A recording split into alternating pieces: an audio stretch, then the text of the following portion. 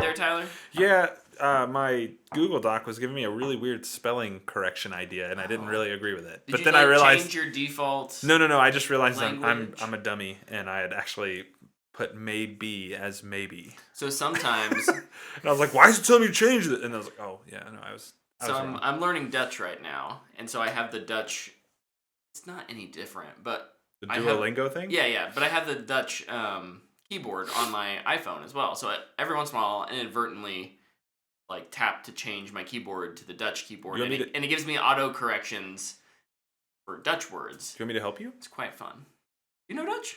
Our company is based in That's right. that area, yeah. All right. We can go. Let's go. Let's go. I'm in. I can write it off as a work trip. I'll go work from there for a little bit. The only Dutch I'm familiar with is the oven. Nice. Nice. Thank you. He's here all week. I know. Born and raised right here. Love it. In this room?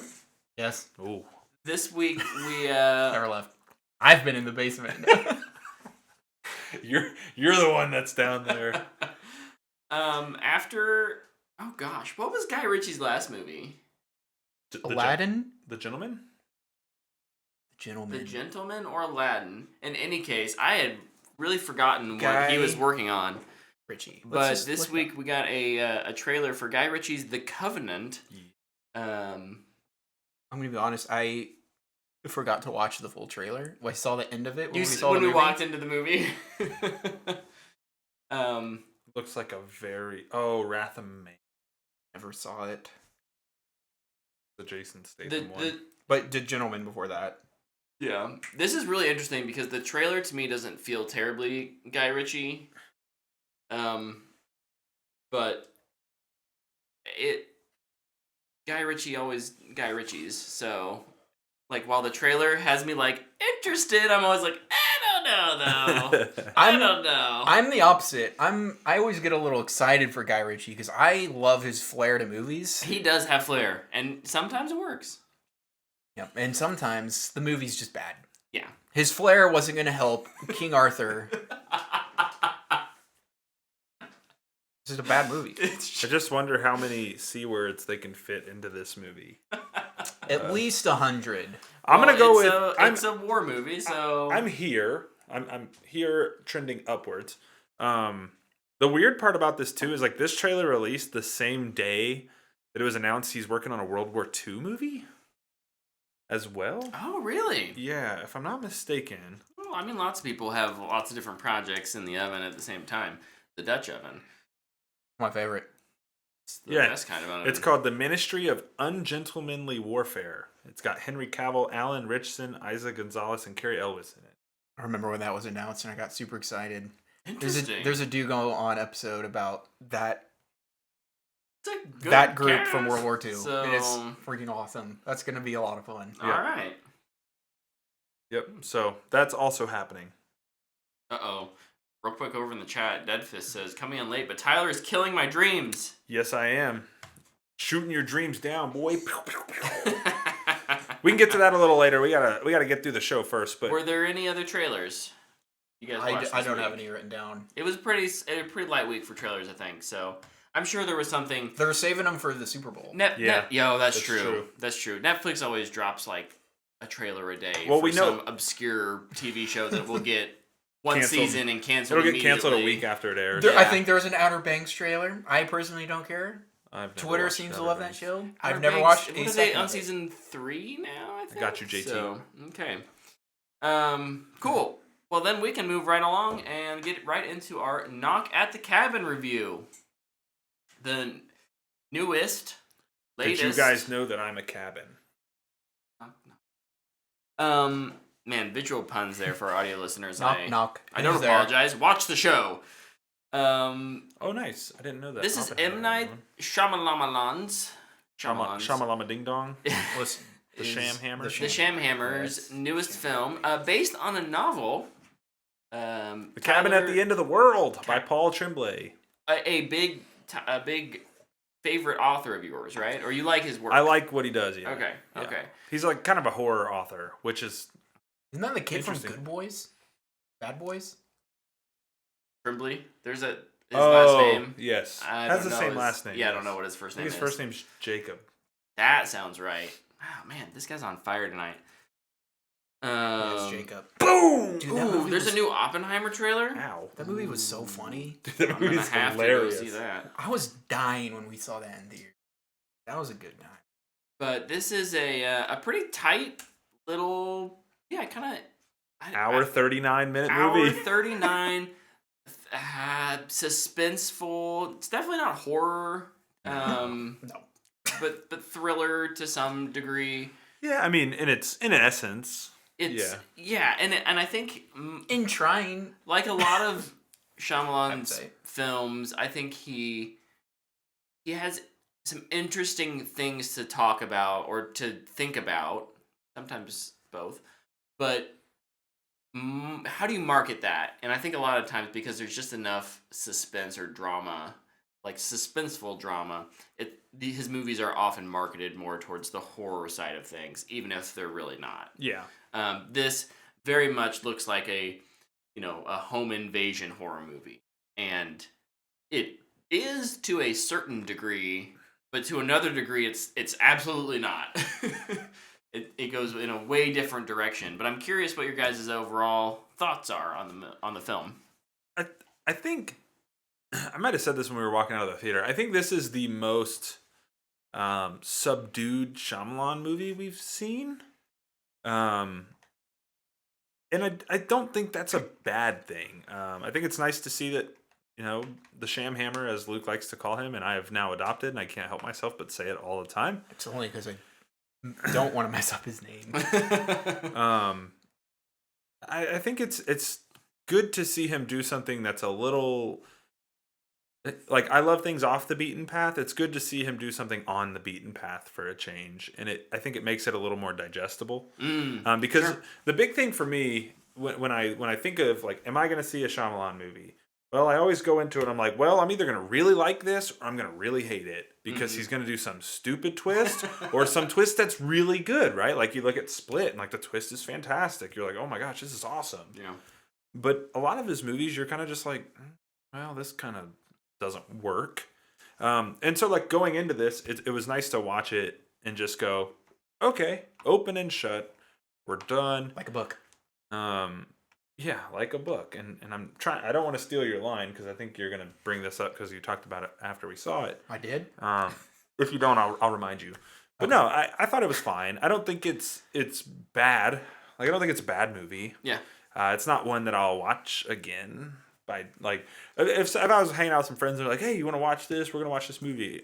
Okay. Yeah. But I'm not going to, like, go out of my way to see it again. It's not one that you're going to be like, hey, I have to buy this the day it comes out. Or even just like hey, we should, like, go watch this. We should find it and rent it. And it's not one that you'll necessarily suggest off the top of your head.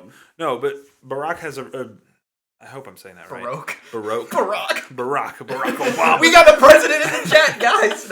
I think that's a great example, though, of, like, the problem with Shyamalan's movies is, like, until the twist, right? Like, this could be so good, but if that twist doesn't hit, it's done. Oh, right? I think I know what I'm supposed to say. Oh, maybe not, because you kind of just said it. No. Well, kind of. You kind of teed it up earlier. But no, maybe now I forgot. Okay, never mind. Just keep going. I don't know what I'm doing over here. No, but, like, I think that's a great way to look at it. It's until the twist. And in this one, there isn't really one.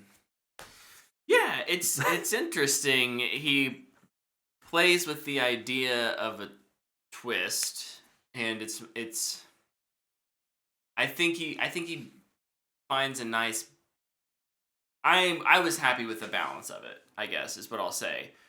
To not spoil anything, I think that it did a good job of, like, what is realitying me? Like, asking me to, like, what's reality, should I try and logic the situation, or, like, do I trust things or do I not trust things? And I think it does a good job of writing that line of giving you just the right amount of information to try and make educated guesses without giving it away until the end. So, yeah. Luke, what are your thoughts on this movie? This Okay, going into this movie, I honestly wasn't even planning on seeing it.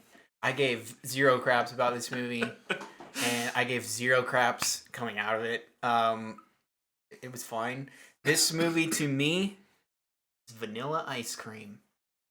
It's not bad. It's not bad. Vanilla ice cream is pretty good, but it's like not that great either. It's always a safe choice. Yeah. Vanilla it's ice cream is extremely safe. This movie has really, honestly, nothing bad about it. I do have one, I think is more specific to me, complaint about it. What is that? The sound. Okay. But I don't think it really takes any swing whatsoever. I don't know. It finished, and I was just like, okay.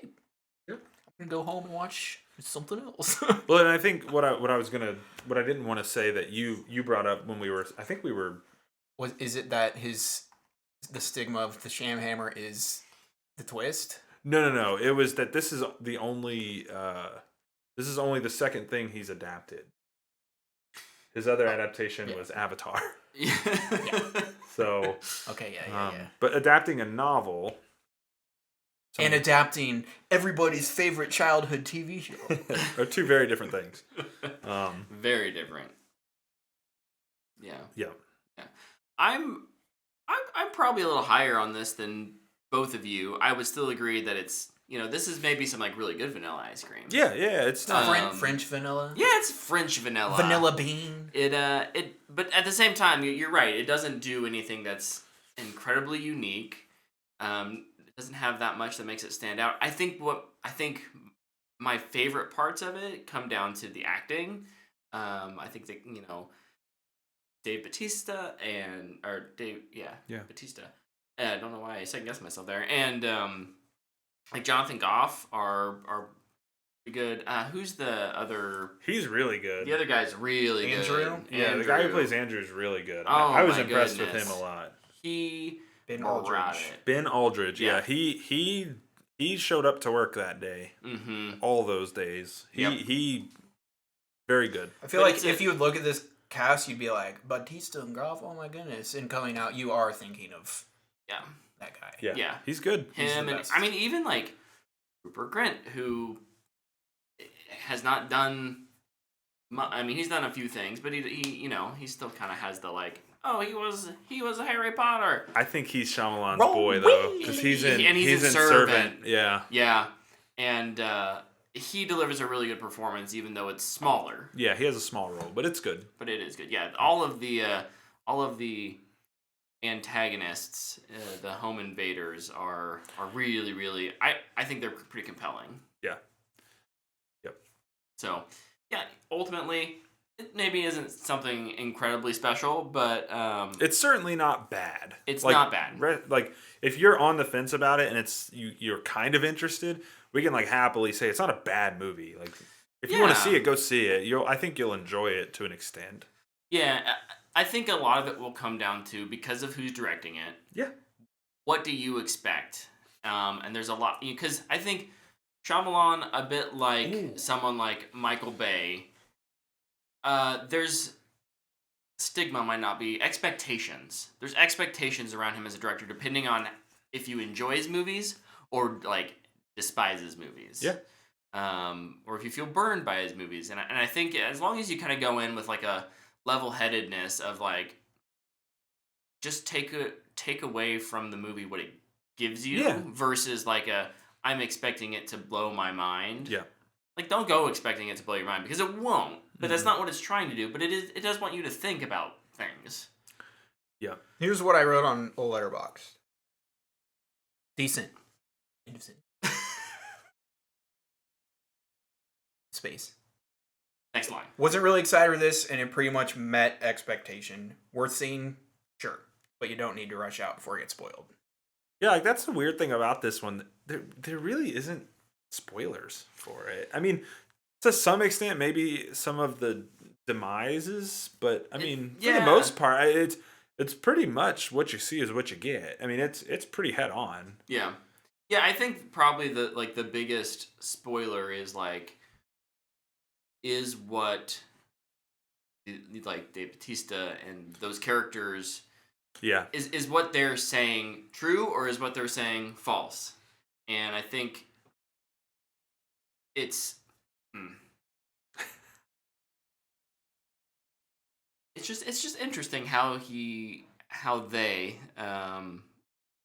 the everything from Shyamalan to the actors to the editors, I think how they play with that line in making antagonists seem maybe not so bad at times, making them feel a little more relatable versus, traditionally, like, these are people who you would, like, be horrified to have in your house. Yeah.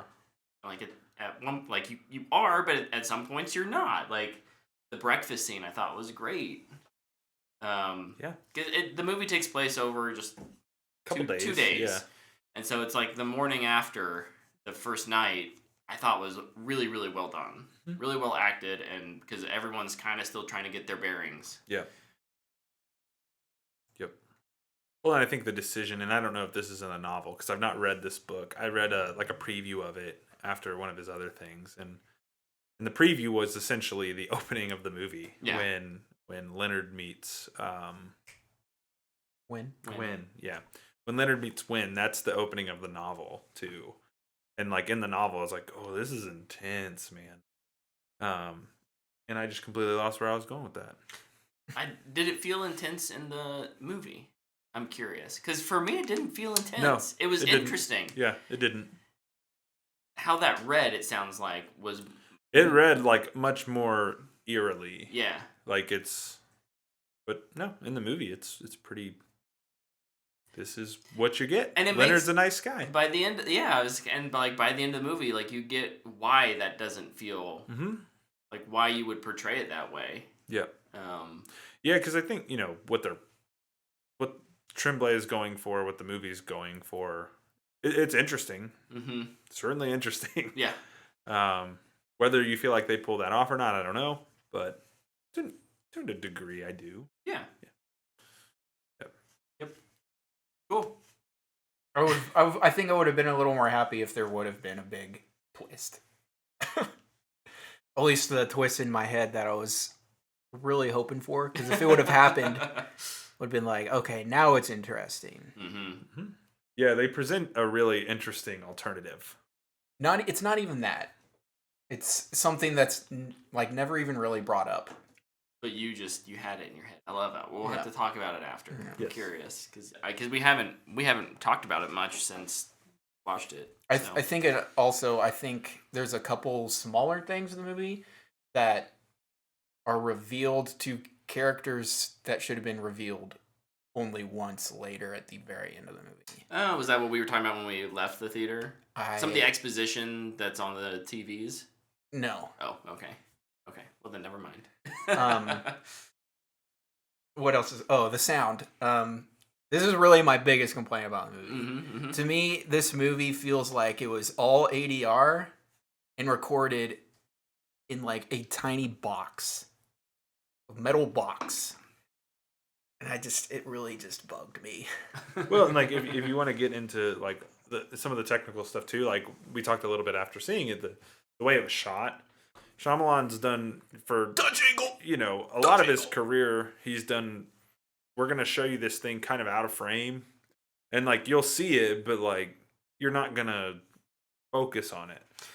And I'd have to watch it again, but I don't know that I will. I wonder if you got a different cinematographer for this. They mentioned something at one point, seeing something, but like I don't remember ever seeing it. You don't. Yeah, you don't. And then the other thing is like it's shot like really tight, like kind of what Luke's describing and how they would do the ADR is kind of how it's shot too. It's like the camera's like right here on a lot of the characters throughout the movie, and that's just weird. It's different for Shyamalan. I don't feel like I've seen him do that a whole lot, and maybe he has. I have not seen Old. Lady in the Water. I feel like Lady in the Water shot like that. Mm-mm. I don't even know if I made it through that whole trailer. Not the movie, just the trailer. Like I know he does it sometimes in Split, but it's much more intentional, and it makes sense. Yeah. Yeah. But you know, my maybe hypothesis on that would just be that you have good enough actors and you want to showcase highlight them. It's also a pretty much one location movie. Yeah. So to get, it's weird to say this, but like to get diversity of shots, you have to have, in a small space like that, you have to have different areas. Your framing can't be like, oh, it's a mid shot, or even like a close up, a traditional close up will still feel very samey after a while. Yeah. Now I think you run the risk of a lot of shots were really tight, and you kind of have that flip flop, but it's okay. It's not bad. It's also a way to, this is a inside baseball thing, but for editing, it's really nice because you don't have to worry about blocking if you're right here. Right here. You can cut to your heart's content because it doesn't matter where a character is. I'm just picturing the Sham Hammer like, do it again, get closer. Closer. Closer. Closer! I don't want to have to edit this at all. But no, I think this, for me, this sits above some of his other latest stuff. It wasn't as much. I didn't see Old. It was much better than Glass. It was much better than Glass. Yes. I haven't seen Old as well. Glass is bad. Yeah. Glass is straight up bad. But it doesn't. For me, it doesn't quite hit that level that like Split. Split's still so good. Doesn't even sniff Split. But I'm curious what your guys' rankings are, or I say rankings, but ratings. Fanboy rating. What is your rating? I'm giving it a Matthew McConaughey. All right, happy in the middle. That's what I would give it. Like on the stronger end of it for me. Like right down the middle. As middle as you can it's get. Like, wow, how did they get such a precise Luke cannot slice. Emphasize how vanilla this movie is to him. I'm with Tyler. I would say that this is upper fanboy worthy. Upper Whoa! Matthew It's almost McConaughey. a booyah! Upper Matthew McConaughey. Hey, doesn't quite hit that fanboy worthy. I'll say this is the best movie I've seen this year. Fair enough. It's the only movie I've seen this year. From 2023. So this is your first 2023 movie. Yeah. All right. Haven't even watched any of those Netflix. It's going to hold that one spot until... Haven't watched those Netflix exclusives yet, Luke? I didn't even know when he came out. I'm sure... Look, there's always a Netflix exclusive. Yeah, they movie come out every other day, seems like. I'm curious what ice cream you guys would rate this movie, though. Vanilla. I'm going to go with... Like, I'm talking like a great value vanilla here. Like... I'm going to go with... I'm going to steal the one, Vanilla Bean. Oh, all I'm right. going to steal that. It's Vanilla Bean. The old bean. You do vanilla with sprinkles? No, this movie does not have sprinkles in it. You're right. You can't fit them through the shot. If anything, it's maybe like a great value cookies and cream. Ooh, I don't know, man. I love these cookies and cream ice cream. But great. Okay, it's like my preferred option. That's a booyah to me. You're eating that straight out of the... Yeah. My bad. Apparently, I can't eat ice cream. I can't eat ice cream, like, just generally speaking, unless I'm home, because I'm slightly lactose intolerant. A lot lactose intolerant. Very lactose intolerant is what he's saying. Dude, I'll eat a tub of cookies and cream anywhere on the spot. I love that stuff. So. I'll eat a tub of cookies. I threw in cookies. great value to try and, like... Doesn't matter. Okay. Sorry, man. It's fine. For bread, trying to mix up something that wasn't vanilla. Just go with generic chocolate.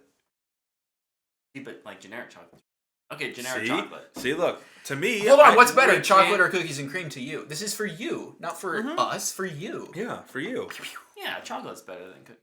Generic cookies. See, like if it's a homemade cookies and cream, if I'm taking vanilla ice cream, I'm grinding up Oreos and I'm putting them in there.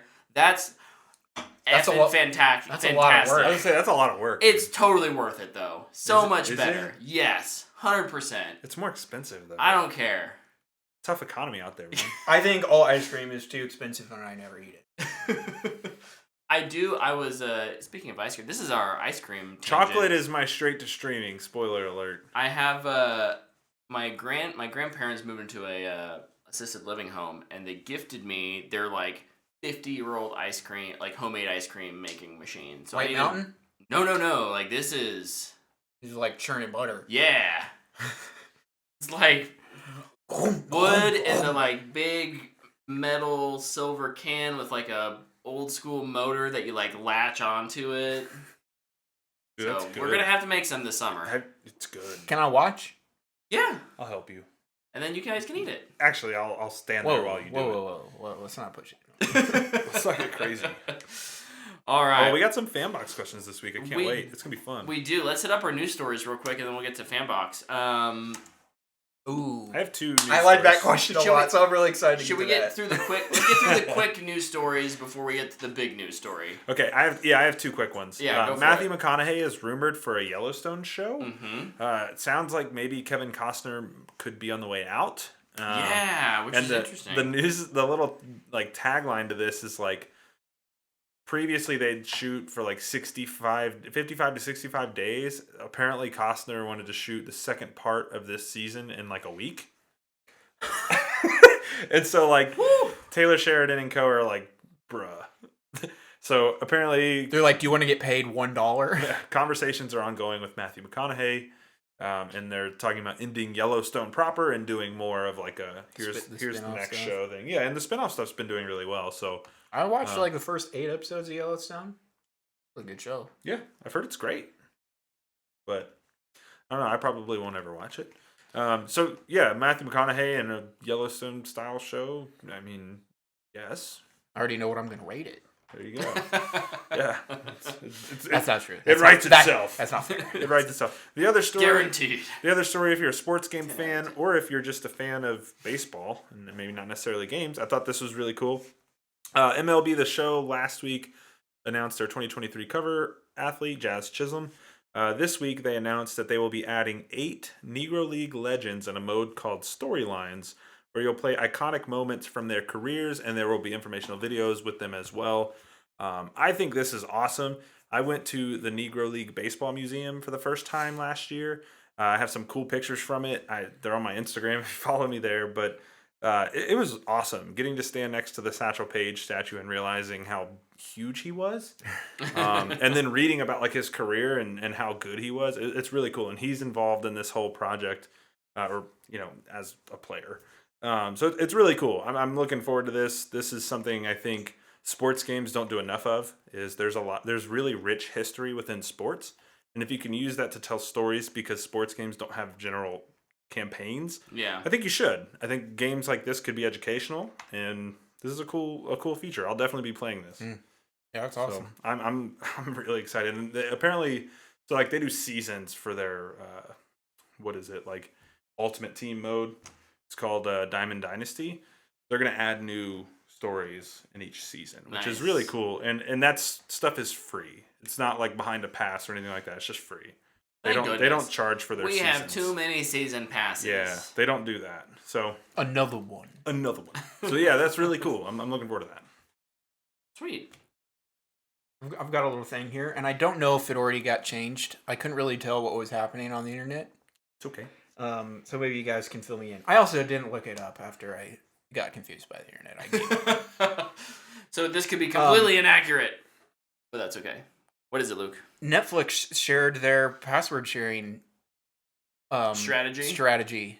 They're locked down.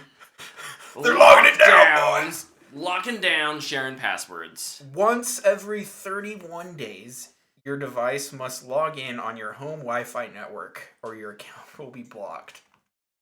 Or locked. Maybe I wrote that wrong. It's so stupid. This is the stupidest thing. It's pretty close to something that was even just released like today that you shared. It's like, yeah. What are you thinking? It's like, how can we push away customers? Because there are people out there that are like, oh, we can't share anymore? Fine. Yeah, I guess I just won't have Netflix anymore. Yep. Yeah. It's interesting. Netflix was kind of the pioneer is not the right word, but it was the one that got big. This idea that like I don't have to go like pirate everything. Like here's a nice like the convenience of me paying $10 a month, now $14 a month, 15, whatever it is. Like 17 to have access to all these things is more than the effort it takes to pirate something for bad quality. Right. And so now what you're going to get is people who are unwilling to get their own Netflix. You're going to push more people back towards Pirate Bay about to pop off. That's all I'm saying. Are they on the... Do they have stock? Can I... I don't know about that one, Chief. Oh, okay. I don't know if I do that. I'll tell you what we should invest in. LimeWire. Family Video. Yes. We're going to be like, oh, I can still rent this movie on 4K for 99 cents. Is Blockbuster going to make a comeback? Can we buy both of those companies and merge them to make a mega family buster? Nope, that came out wrong. Yeah, that's not good. Home Wrecker? Block.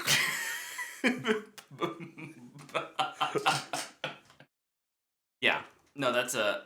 Luke, then the news story, it's dumb. It's stupid. They have walked that back. They basically they did? Yeah. They basically said that was posted in error. Yeah.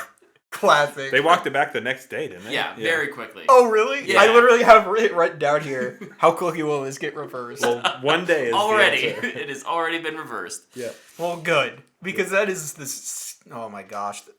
I just want to know, like, who's running these companies and says, I got a good idea, guys. This is how we do it. Everybody's gonna love it. I think this is how we're gonna make a win. Most people in those corporations are probably a little more cynical than that. Or it's less of like they'll love it and they'll be more like, can we get away with it? How much they understand there will be some pushback, but like how much pushback is there? Here's the envelope. How much can we push it? Right. Speaking of that, today, AMC Theaters announced that they're gonna be trying out a price differential based on your seat, based on better viewing angle. So premium seats are in the middle. But if you're really close to the screen, you will pay less, and if you're on the sides, you'll pay and there's 3 tiers, and it's super dumb. I'm straight up just saying, if this stays, I'm going front left corner every time. I don't like go AMC. to AMC. Oh yeah, true. I mean, some of the Oscar movies are only there. I know right now. So it's if I have to, it's all right. I don't like the theater anyway. Let's just double down on how much I can make the experience even worse. So Luke in our message brought up an interesting idea that it's probably a way to push their AMC Plus stubs or whatever it is. Yeah, it'll be Plus soon probably. Just it's gonna be HBO Plus, Stubs Plus, subscription model. We should change our name to What the Fanboy Plus. But it also presents an opportunity for them to. It's not like those outside those quote unquote worse viewing angles are going to all of a sudden get cheaper. What's going to happen is the premium seats are going to get more expensive. So it's a way for them to raise their prices in a sly under the table way. So yeah, my hypothesis is much like the Netflix thing. This gets reversed fairly soon. I like the IMAX theater a lot. Oh, you're responding to Easton? Yeah. How y'all like Warren over AMC? Bro. I should also say, it's a bit nostalgic because when I was a kid, it was only Warren. So here's the deal. There was no AMC? I think AMC competes with Warren as a Regal theater. Warren as the Warren Theater, pre-Regal buyout, nothing will ever beat that. There were no ads before the trailers. You walked in and the curtain was closed. There was beautiful classical music playing. And then when the timer hit, not 20 minutes after your movie was supposed to start, when the timer hit, the curtain raised up. You saw the beautiful trailers and you got right into your movie. And nothing will beat that. You good? But yeah, we're living in the past a little bit. I do like the IMAX more than the Dolby. I grew up in a place where we had AMC, and then I moved here, and I've been to the AMC here, and I still just don't like the AMC. I think Regal or Warren, whichever version of you want to call it. I just enjoy it more. I don't know. I think there are some things. I feel like I walk into AMC and the floors are all slippery all the time. Like it's all oily. I don't love the seating layout. I don't know. There's also a very crucial aspect that is a part of this. Yes, nobody's talking and about. that's what I was gonna get. We to. all live like a mile away. Yeah, we're 1 mile from the IMAX, so I would literally have to drive across town to the opposite corner to in our opinion, a worse theater. Through Wichita's worst, construction section. Yeah. Right now, North Wichita, awful. It'll be great when it's done, but until then. Yeah. Baroque in the chat sounds like the stage theater approach to an experience. You're right. Stage theaters, plays, musicals, they do have this approach with sporting events, right? Like you'll pay kind of to have premium seats. I think we've just gone so long where we haven't had this kind of price breakdown in a movie theater that it feels really weird. Yeah. Mm-hmm. I can 100% understand the argument behind that. I can understand how it works. I still don't necessarily agree that this is the right avenue for it, I guess. Oh, other thing about AMC versus Regal, I'm going back to that. I watched one movie in the Dolby, and I don't know if it's just because I'm decent to good hearing, but I left that theater and I just felt like I was going to go deaf. Like it was so loud. So loud. Like I could not. You remember? It was a Marvel movie. I could not imagine watching Tenet in the Dolby. I feel like I would be deaf when I leave. I also it's just so loud, and that could just be me personally. Yeah. Like it was just so booming. Like I was like, man, I don't know about this. Booming. That the Dolby theater as well, and I think all of the other theaters that I've gone to at the AMC, they have this weird like. There's a row or like a close to the floor seats, and then they're like big wall, high. Yeah. And like those low seats gonna be cheap. I don't often with you guys or Stephanie because you all like to sit high, but I actually prefer to sit like in the middle. I like to kind of lean up, look up, not down. You know why I do that though? Because there's less people behind you. It's better for your neck too to look down than it is to look up. But there's less people behind you. This dude in like 10 years is gonna be like. I'm already like that, Tyler. What are you talking about? I can't say anything. I'm in a walking boot right now. It has more to do with just people don't know how to have good etiquette at a theater anymore. That's true. So there's just less chance of a screaming child or a kicking child behind me. You're not wrong. They somehow still always find us. I've been with Luke so many times where some kid, and when we say child, we're meaning like 11 to 14 range. No. That's the experience. 0 to 17. That's the range. 0 to 17. Just booting. There was a crying baby when I saw the new Harry Potter. Just it's a Fantastic Beasts movie. Booting Luke's chair so many times, and like Luke does this like real passive aggressive thing, and it's so funny. I'm good at it. But at the same time, I'm always like, how long before somebody stands up and punches Luke? and what does that mean for us? Bring it on! Freaking Regal's gonna have to pay me. Oh man, I'll get that money. What happened? Well, I was trying to enjoy the movie, and I gave somebody, I guess, too much side-eye, and they walloped me. And then I fell down the stadium. Broke my arm. My neck and my back. Not the like pathway. Like you rolled over Yes. all of the other customers in the seat in front of you. There's like 33 people with my like head's a stuck neck in a injury. popcorn bucket. Yeah, you stand up and like popcorn's like falling out, and you're like, "What happened?" That should be the Regal ad, considering the garbage one we get now. Yes, agreed. Sorry, we don't have to keep talking about. We have a bigger news story to talk about.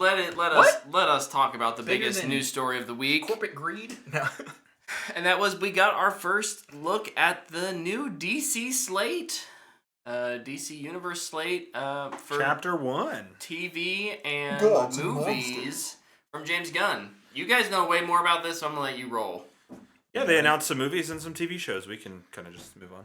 Okay, well, that's fine with me. No, yeah, Gunn and DC released a little video of him just kind of going through the first half of Chapter 1 that they're titling Gods and Monsters.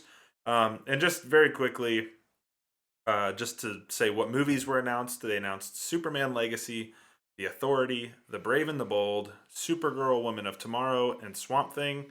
And then for TV shows, which there's some good stuff in here, we got Creature Commandos, Waller, Booster Gold, Lanterns, and Paradise Lost. Whee! So essentially, we got 5 movies, 5 TV shows. Whee! I'm pumped for most of these. I do have one I talked to you guys a little bit about yesterday that I'm concerned about, but for the most part, I'm pretty excited for all of this. Yeah, was it also, I can't remember if this was previously to this or it was at the same time, that like these actors are going to be the same actors across movies, shows, and video games. Yeah, so like they don't talk about video games. Yep, and animated too. Animated. And he did expand on the video game stuff in like other interviews. Okay. But he didn't in this video they didn't focus on that. Okay, well then we don't have to talk that much about it. But the idea there is that like, yes, it's all seamless. It is all seamless. Your Superman who is playing Superman in the movie is also the Superman in the animated movie. Yeah. Or animated show or Yeah. So the first one was Creature Commandos. That's already in production. It sounds like Creature Commandos could come out as early as like late this year.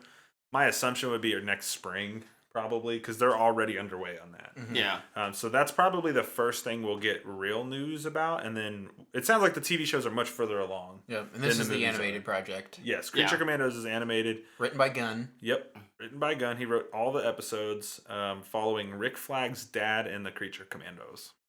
Woo! It's gonna be a lot of fun, I think.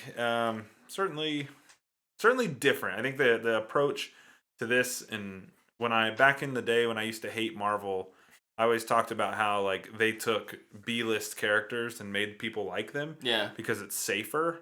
This is definitely that kind of approach from James Gunn. This is the approach they're taking. That obviously they have the big ones. They have Batman, they have Superman.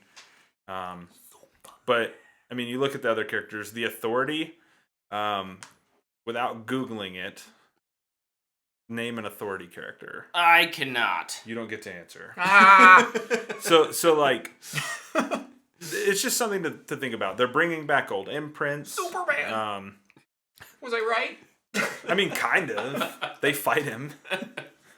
But no. So it's definitely that approach, and I'm cool with it because now I get to explore a different side of the DC universe that I'm not familiar with. Yeah. The first movie will be Superman Legacy. That will be coming out in 2025 in the summer. Yeah, I'm excited for that. It's a younger Superman. It's gonna be interesting. Yep, definitely gonna ruffle some feathers. Can't wait. Yeah, and then I think something just like a couple of days ago, they were saying that Gunn might direct it as well. Like it's starting to lean that way. Oh my goodness! People are not gonna like that. He has said that like. I think he even says it in the video. He's like, I don't know if I'll direct it. Like, he's still on the fence. But yeah, it's definitely... I mean, if he's going to write it, I bet he'll want to direct it. Mm-hmm. But it'll be... it'll depend who he wants to work with and who wants to work with what he's written. And speaking of who they want to work with, it sounds like they gave the first crack at it is James Mangold. He's going to be directing the Swamp Thing film. Oh. Which is a banger of an announcement, in my opinion. That got confirmed real quick. Yeah, that was confirmed a day later, which is nutso. But to me, it seems like they're going to creatives and saying, okay, look, this is our plan. What do you want to direct? Yeah. And they probably have like a list of directors and, with a hierarchy, and they're saying, okay, we want him, and we'll just kind of give him what he wants. And man, because that was the last movie announced, and the first one given a director. So it's just kind of what it looks like from the outside looking in. It'll definitely be interesting, seeing as these feel more planned out than, what DC kind of had in the past. Yes. much more. He made sure to trash previous DC leadership too. It'll just be interesting if we get the Marvel effect of how much does a director really bring to a project? If Gunn being a creative has a lot of influence over these. So it'll just be, and that's not something I'm here to really speculate on because we won't know until we see it.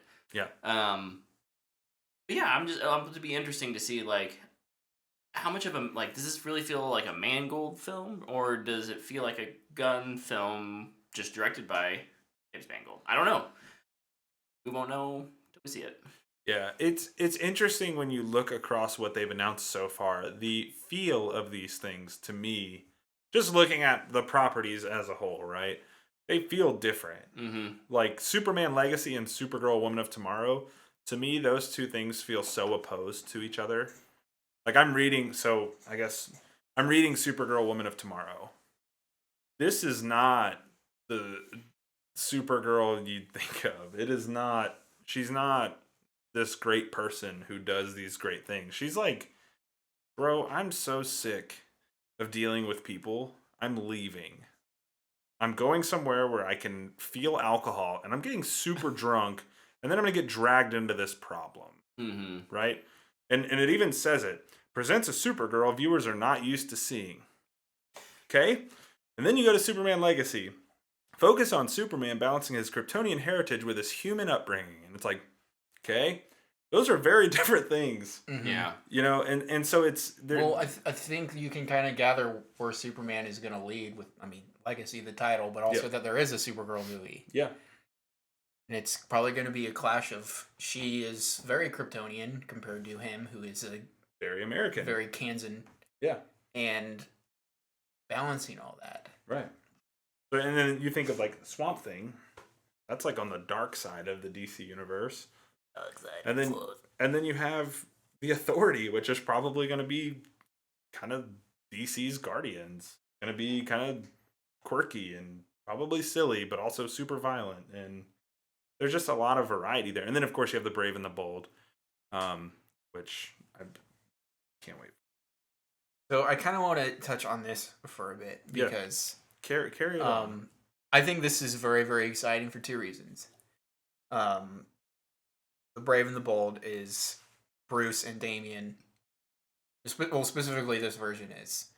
And he specifically mentions it's going to be going into the Bat family. Yes. Which is kind of like, freaking finally. Yes. It's what a lot of people have wanted. On the other side of that, Matt Reeves is still doing his thing. Yep. And he had a tweet. He retweeted it and he said epic crime saga. Crime saga, yeah. So I think you're going to get very different Batmans. Yep. You're going to get a more comic-y Batman, fighting weird super villains. And then over here in Reeves' verse, you're going to get Detectives. Hush. Yeah. You're going to get the Joker. It's going to be very, very real world. Yeah. Whereas this is going to be more fantastical. Yeah, the Brave and the Bold, I think you even mentioned, you're going to get Lazarus Pits, and you're going to get Killer Croc, and you're going to get Mr. Freeze, and, all these different, weird characters. All the people that were wanting Mr. Freeze for the next Reeves Batman movie, you aren't getting it. No. No, it's not happening. It's going to be Hush. It's definitely Hush. Yep, definitely Hush. And then I assume the third movie will be Joker. Hopefully by then I'll be ready. I assume nothing. We got some time, so... I'm still fatigued over here. Well, it'll be 6 years from now. Yeah, it's a long way away. At least. Yeah, it's a long way away. And I guess I'll just expand on that a little more. Batman Part 2 is coming out October 3rd, 2025. So it sounds Please don't move the date. It's perfect. It's perfect. Yes. Halloween month. So I guess, I do want to ask, of the movies, which are you most excited about? Superman. Brett? Superman. Oh... I am really excited for the Supergirl version that they're doing and Swamp Thing. That's really cool. But wanting a Superman movie is so bad. I'm gonna go with Supergirl. I like it. Like I said, I'm reading it. It's good. Yeah, we had talked about it at lunch the other day, and kind of what you were explaining was like, okay, like that sounds interesting. Sounds different. It's something that I would have like. I'd love to see a Superman do that, but they'll never do that with Superman. No.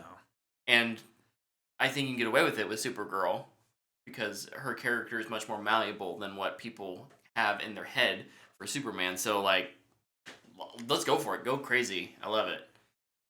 Yeah, for me, it's Swamp Thing. Ooh, JT agrees. Yeah, I saw that and I was sad that he got there before me. But yes, Swamp Thing. Is this going to give you closure after the cancellation of the show, you think? I hope so.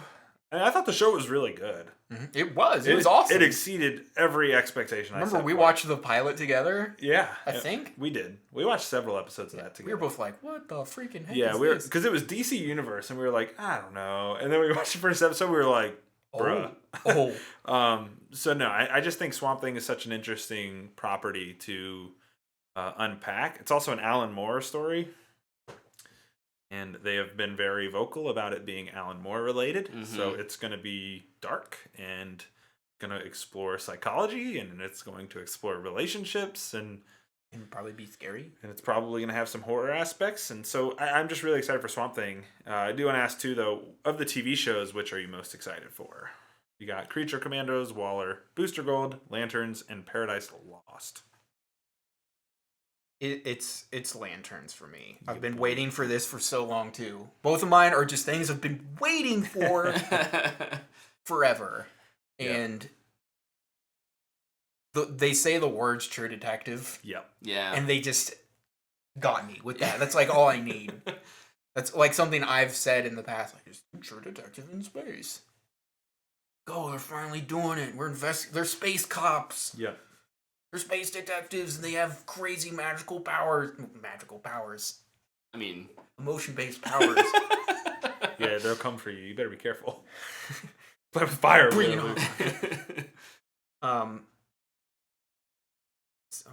I'm really excited for like all of it. Lantern is right up there, but I think Paradise Lost for me.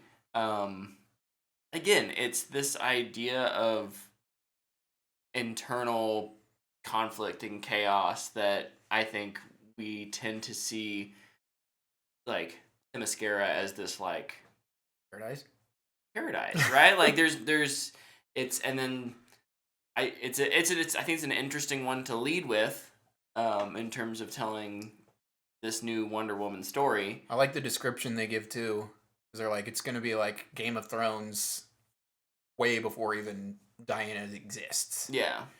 What's this balance of power on this magical island? Right.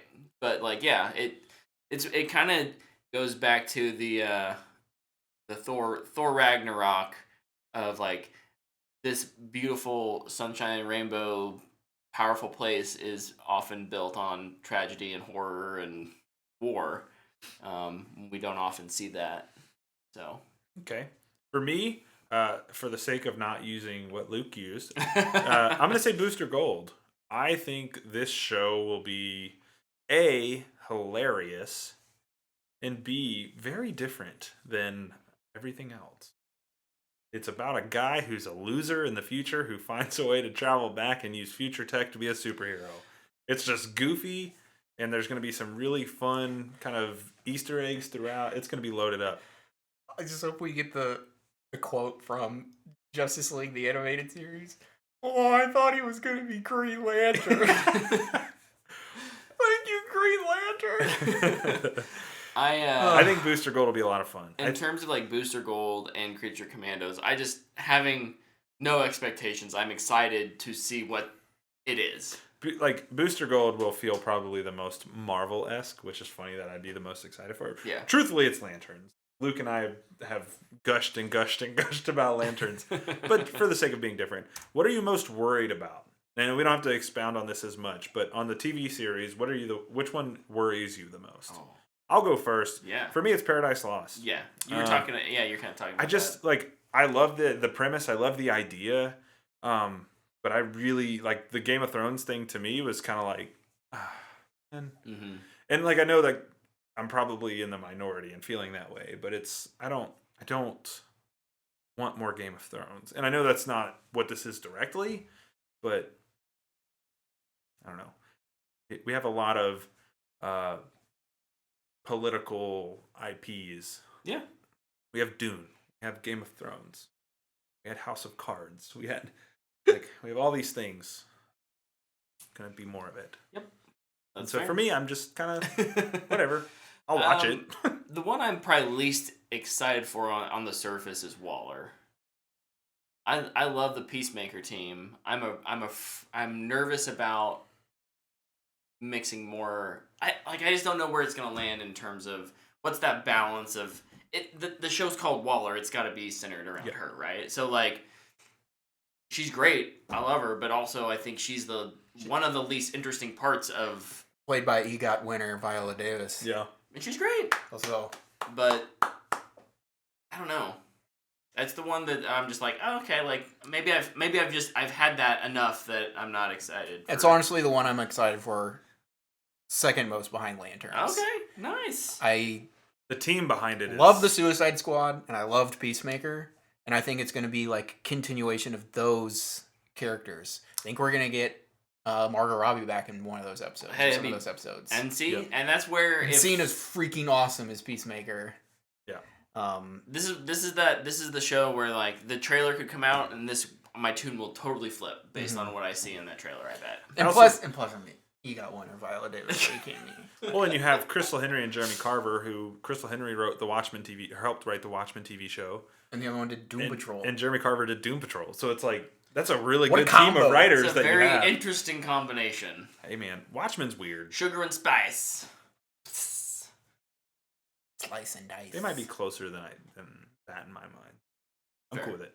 Fair. Of the movies, which are you most worried about? Is The Authority a show or a... It's a movie. It's a movie? Oh, that one for me. I don't know, like, how it's really gonna fit. And if people will be like, that was cool, but, like, what is it?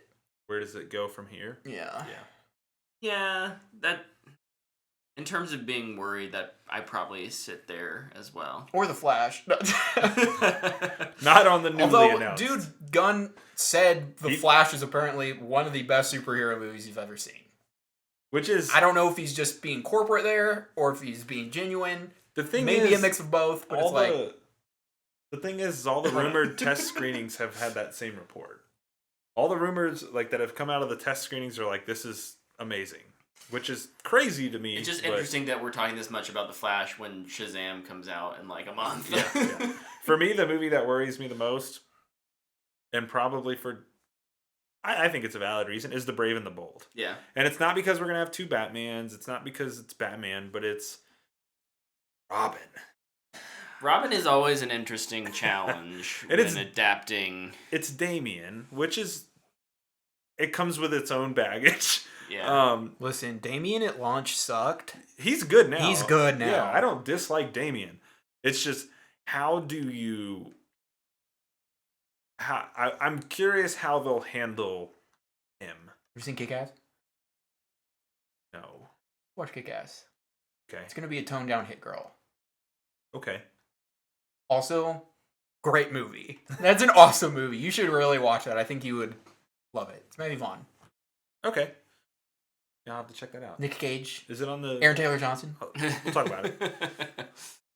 You had me at I want to see if it's Vaughn. on. But no, I just think doing Robin is tough. Yeah. It's a challenge. I'm and excited like, how they're old trying. is Robin? I think I'm excited they're trying because it's going to make this Batman feel different. You know why I'm most excited for it? Because it's not a Batman origin. Yeah. Woo! We don't need more of them. Robin's here. Oh, and if it's Damian, that means Babs is out there. That means Dick is out there. That could potentially mean Tim is out there. Jason's probably dead still, at least at the beginning. Jason. They're going to toss him in the post-credit scene. I think Red Hood is for sure coming if they're doing Bat Family stuff. There's no way they don't include him. This is why Tyler is most excited and most nervous. You just don't want him to ruin your favorite character. I get it. There's a chance for Red Hood. Dude, yeah. Honestly, it's on HBO Max. Dope. You know what I'd love? this is going to take too much time, so I'm only going to say this now. I would love Red Hood to be in a TV show. Let's do it. Let's pitch it. We'll put him. We'll work it in the 10-year plan. He's gonna work with Waller. We'll get it in chapter 2.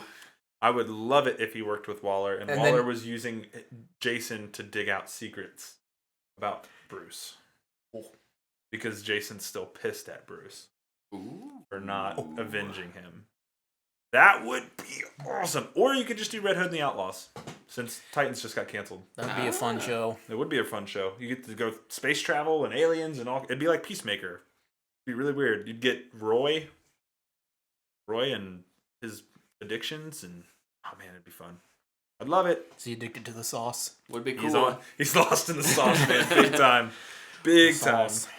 Well, we are very excited about DC and the upcoming slate. Mostly just having a plan. We've got to get through three films this year first, but it'll be I'm excited for chapter 1, Gods and Monsters, of this new plan. Yeah, me too. Extreme side note, not related to anything. Have you watched Justice League Gods and Monsters? No, I didn't ever watch that one. Fantastic. I heard it's good. It's just a one-off. Yeah, it's a very different Superman, a very different Batman, a very different Wonder Woman. It is awesome. Yeah, sweet. Highly recommend it. Yeah, I never got to see that one. It's fantastic. Cool. Well, real quick before we talk, before we go, I guess we have a couple Fanbox questions. Oh my. Easton over in the chat asks, since The Last of Us on HBO is doing so well, what other game/media should they, HBO, accurately adapt? I mean, I wouldn't mind if they completely retried on Uncharted. Especially now that Neil's, in tow with them. Got a relationship going. I thought for sure after the whole Arthur Morgan thing, someone you were gonna say Red Dead. Nope. I've got a little list of the shows that I think would be awesome.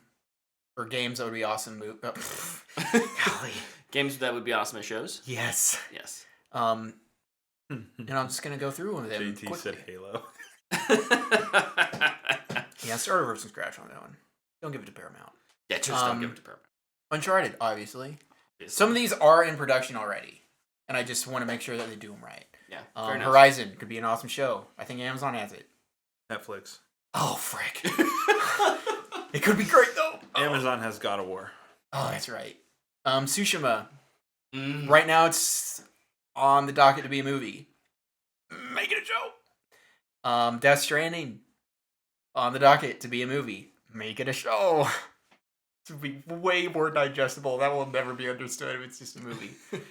And then a lot should be animes. Destiny should be an anime. I think Metroid could be a really cool anime. Yeah.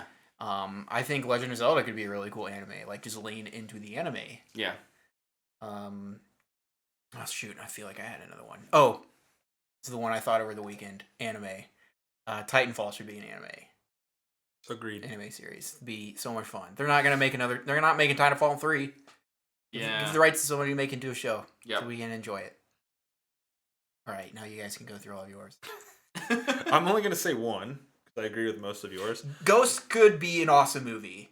And I don't remember who's doing it, but I remember I was okay with... Chad Stahelski. It was the guy who's writing it, though, that I was like, oh, okay. I feel like this guy can make something. It can really work. I'm really into, long-form storytelling right now. So when I hear, an IP is going to be a movie, unless it's, an event. Boom, here's the story. It only takes 2 hours to story. Tsushima is... Yeah, it's 25 to 30 hours? Yeah. Let's spread that out. Let's do some character development. I assume Easton asks who plays Arthur Morgan because he knows my answer.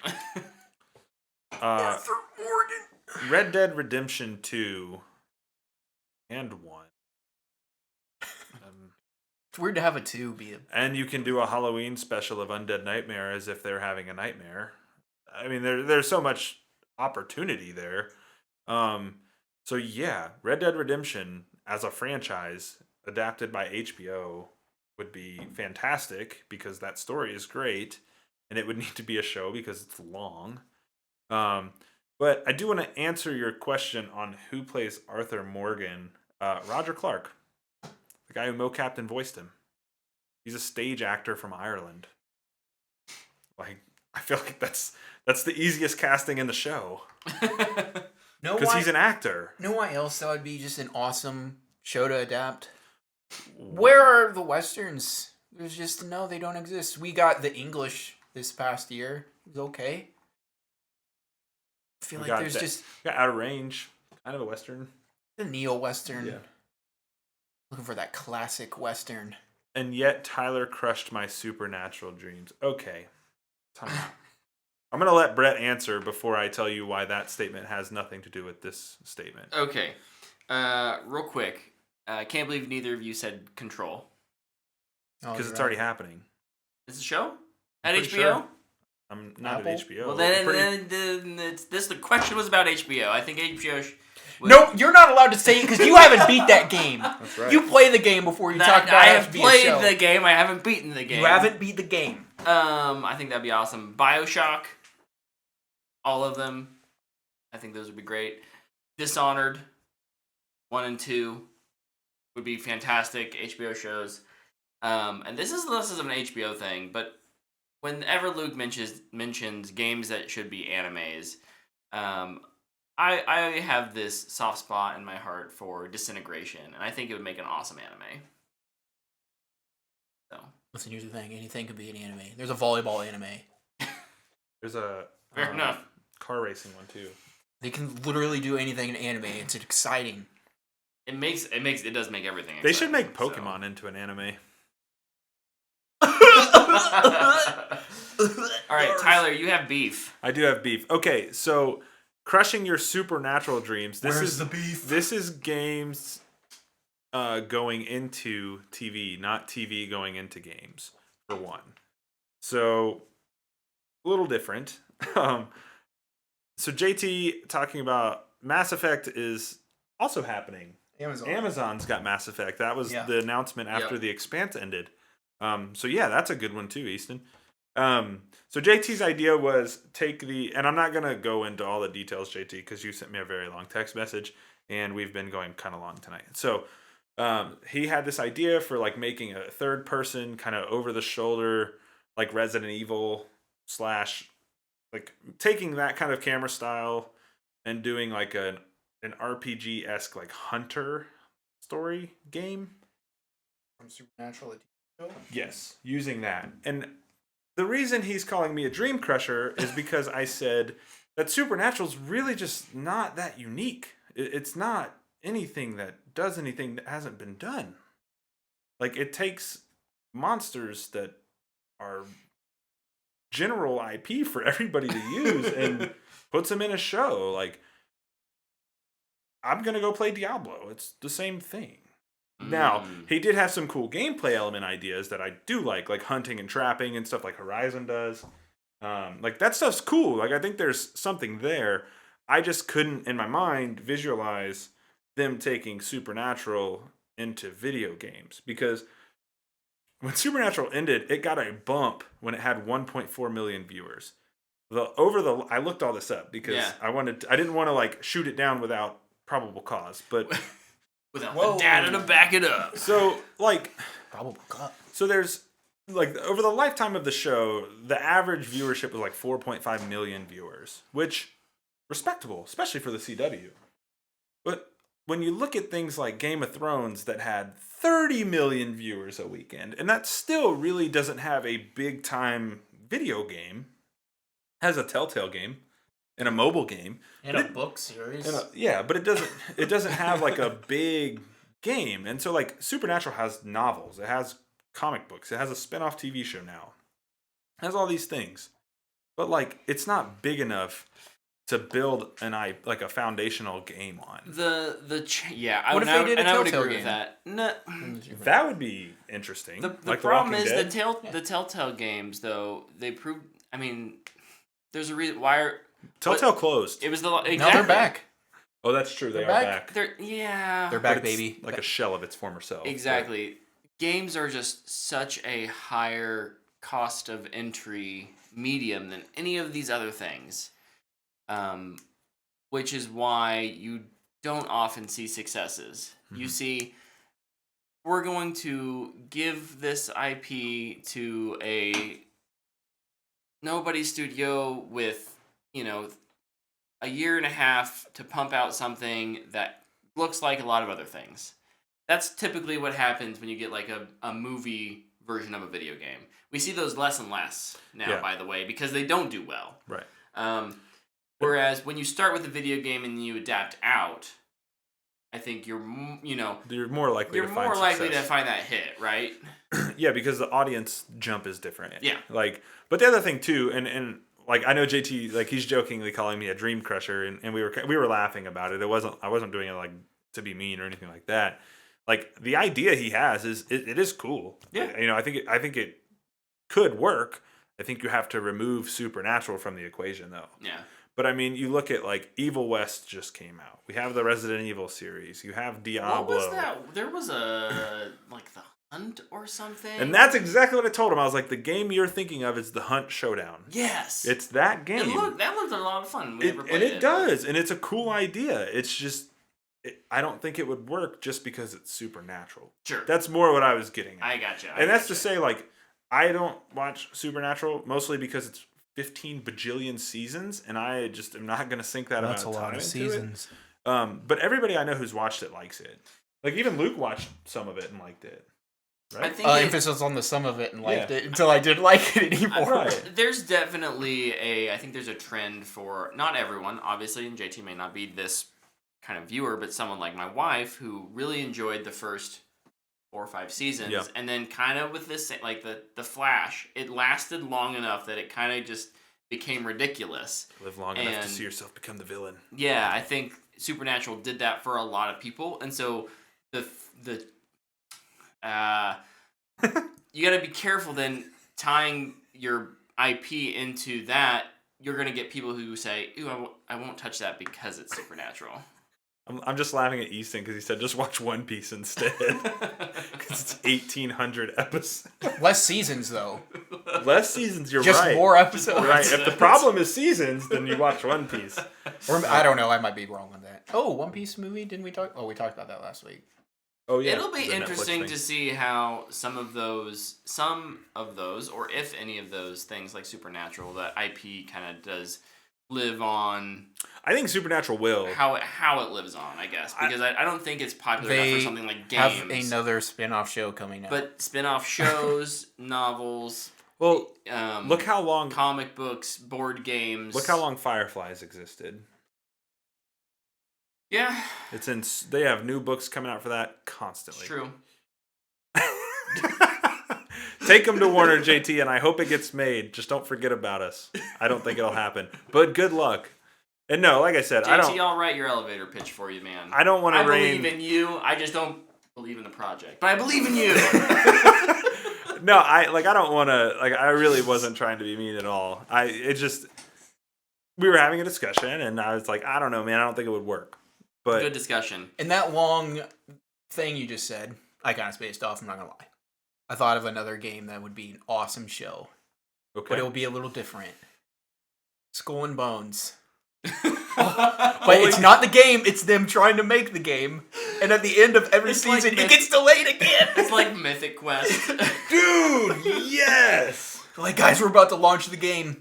You know what's funny is they use bug. Ubisoft's assets for Mythic Quest. Yeah. Ubisoft is a producer on it. Oh my gosh. That's awesome. Easton, thank you for doing that math. Only 22 minutes an episode. It's only 961 hours. Oh!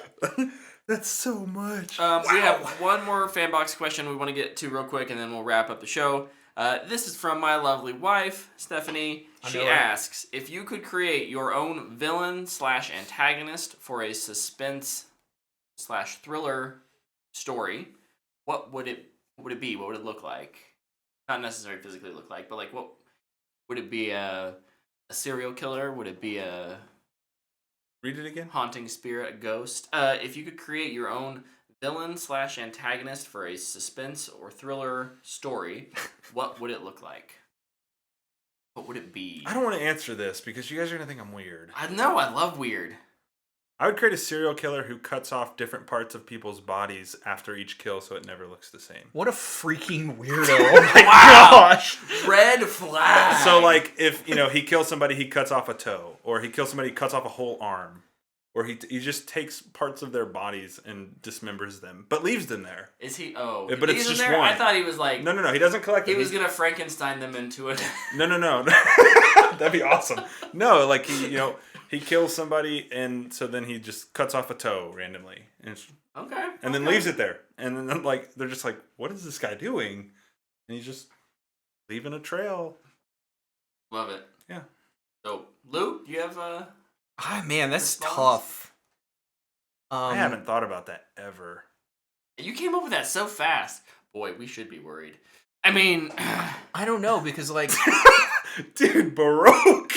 Yes! Oh my gosh! That's awesome. Over in the chat, Baroque says a serial killer who only kills fry cooks on Tuesdays and has a spatula for a hand. Love it. JT has a good one too. Dead Fist. Meat Pie is my villain's name, and his murder weapon is a hammer. I leave the rest to your imagination. Oh, these are good. I feel like I don't have anything super specific to that. I feel like I'm not even going to answer the question. Sorry, Steph. Because I don't know if I'd go an evil spirit or a serial killer. I feel like in my random creations I think of, it's normally a more supernatural aspect. Yeah. But I feel like a lot of the best suspense things that I enjoy are something like Interstellar, where it's time. Ooh, time is the clock yes, is one of the best suspense makers. So the Clock King is your villain. No, never. Gunn will do that. Yes, he will. So that, but then also, like, if it was a physical or supernatural thing, I would just make sure, because I get a little annoyed in movies or TV shows when I know more than the person I'm following. Sure. So, like, if it's a detective hunting a serial killer, if I know what the serial killer is doing and stuff like that before the detective does, it really takes me out. Yeah. Unless, like, it's something like The Fall, where you're following the serial killer, or maybe something like Dexter, which I haven't watched, where, like, the serial killer is the main story. Yeah. Let's do that. Nice. I probably go more the, like, psychological spirit ghost haunting type thing. One of my favorite characters that I like to think about when I think of thriller or horror or suspense is the Babadook, because it's this thing that ultimately is like, it's a metaphor for something else. And so, like, is it real? Is it not? Doesn't matter. No, because it's real to the story, but it's internal. It's mental. I find those kinds of encounters way more interesting usually than I mean, I love me some True Detective, don't get me wrong, but that's where I lean if I'm making a story. So, I mean, I'd say one of my favorite suspense villains is Haunting of Hill House, where it's technically, yes, the house is the thing, but the suspense comes from their own, like, memories. Yeah. What they just went through. Yeah. Ghost can be. Ooh. Love and, Hill House. and JT just came up with the Mad Hatter from the Batman comics. No, he made the Mad Hater. The Mad Hater, there you go. Yes. Yes. Oh, that's great. Okay, well, we're running a little long today, so we'll wrap it up. We'll be back next week with something. I don't know. What's next week? Super Bowl trailer. Super Bowl ads and Hogwarts Legacy. Yep, we gotta talk about those things. So, next JT week... says, I wish I could spell. We love you, JT. It's okay. You know what's funny is he corrected masks. But not Hatter. Thanks, JT and Easton and Baroque in the chat, hanging out with us here on Twitch. Monday nights, 8 p.m. Central Time. Thank you for everyone who watched and listened on YouTube or podcast. This week, our podcast RSS feed did get fixed on YouTube. Or not YouTube, Google Podcasts. So if you were listening on Google Podcasts and it's like your preferred and then you stopped because it was broken, it's fixed again. So a quick shout out to that. Until next week, thank you all. We'll see you.